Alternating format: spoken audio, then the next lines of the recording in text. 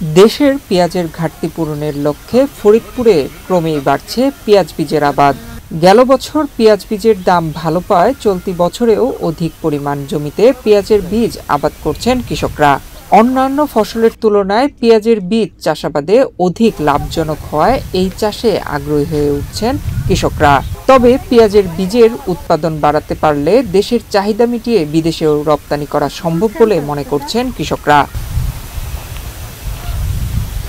ফরিদপুর সদর উপজেলা ছাড়াও ফরিদপুরের নগরকান্দা, সালথা, সদরপুর ও ভাঙ্গা উপজেলায় এবছর পেঁয়াজের বীজ আবাদ করা হয়েছে।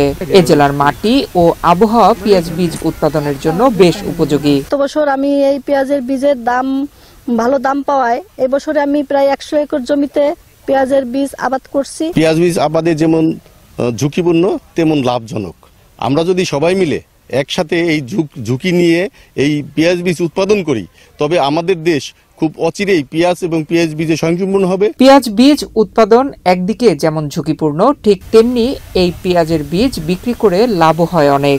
বর্তমানে প্রতিমন পেঁয়াজের বীজ বিক্রি হচ্ছে 2.5 থেকে 3 লাখ টাকায়। এ কারণে অন্যান্য ফসলের তুলনায় পেঁয়াজের বীজ আবাদে ঝুঁকছেন এখানকার কৃষকরা। ফরিদপুরের পেঁয়াজের বীজের কথা খুব সুনাম শুনছি।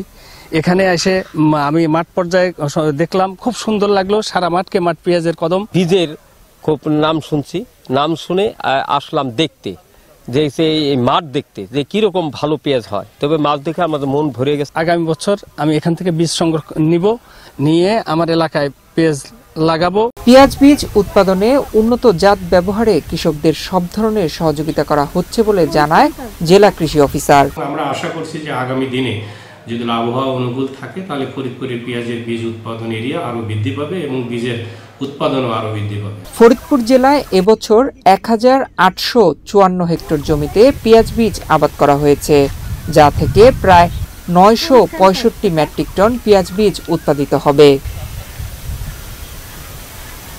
নয়ন বিশ্বাস, বাংলাদেশ প্রতিদিন।